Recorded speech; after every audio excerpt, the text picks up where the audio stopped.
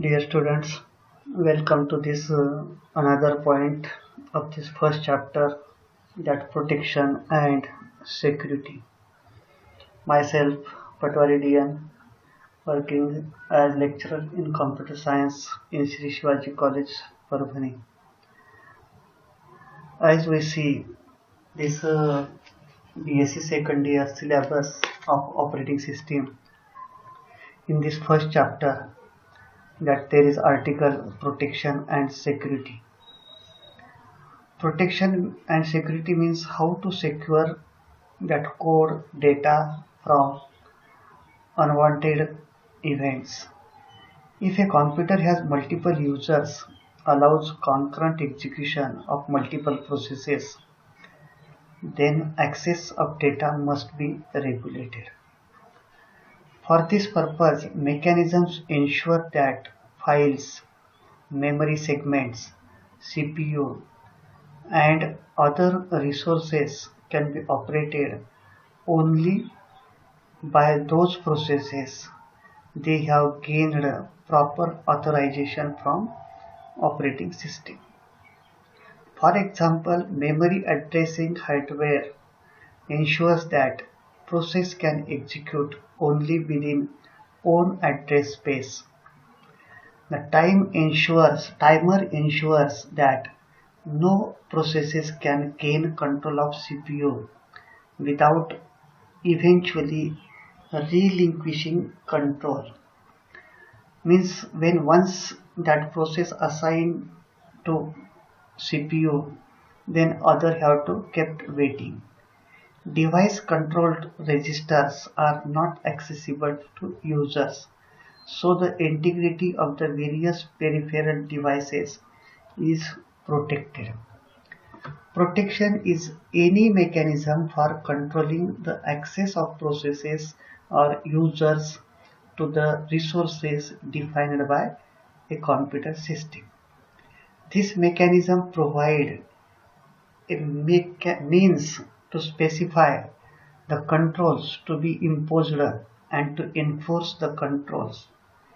Protection can improve reliability, detecting latent errors at the interfaces between component subsystems.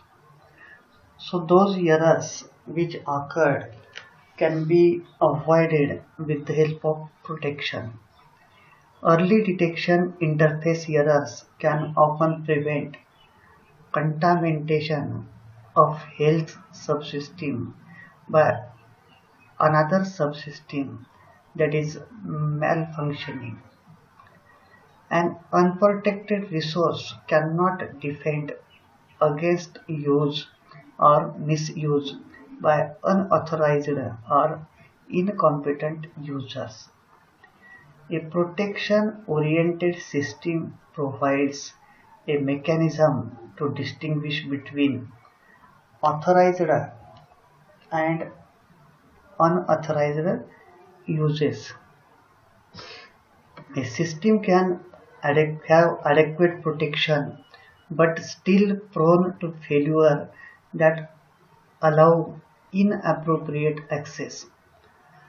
For example, a user whose authentication information, that her means of identifying herself to the system, is stolen, her data could be copied or deleted. Even though file and memory protection are working, there is a job that is called security, which defend a system from external and internal attacks.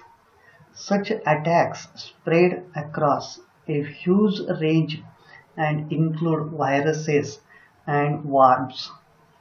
Denial of service attacks, which use all of the system's resources and keep legitimate users out of the system. Identify theft and theft of service, that is unauthorized use of system. Prevention of such of these attacks is considered an operating system function on some systems, while other systems Leave it to the policy for or some additional software such as antivirus. Due to alarming risk and security incidents, operating system security features represents a fast-growing area of research and implementation. Protection and security requires the system to be able to distinguish among all its users. Most operating systems maintain a list of user names and associated user IDs in Windows parlance. This is called Security ID or SID. These numerical IDs are unique, that is one per user. When a user logs into the system, the authentication stage determines the appropriate user ID for the user.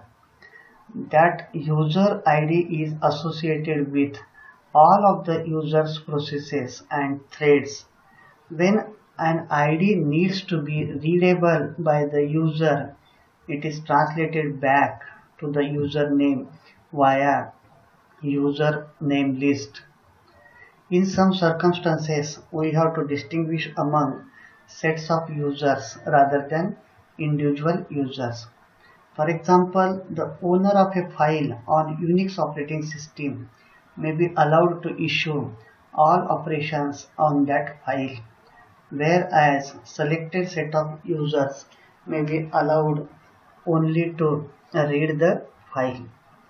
To accomplish this, we need to define a group name and set of users belonging to that group. Group functionality can be implemented as a system-wide list of group names that called group identifiers. A user can be in a one or more groups depending on operating system design decisions. Users group IDs are also included in every associated process and a thread in course of a normal system use. The user ID and group ID a user are sufficient for a user are sufficient. However, a user needs to escalate privileges to gain extra permissions for activity. The users may be need to access to the devices that are restricted.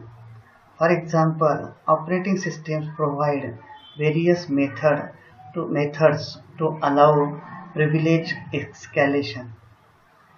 For example, on Unix, the setuid attribute on a program causes that program to run with the user ID of owner of the file rather than current user's ID. The process runs with effective UID until it turns off the extra privileges or terminates.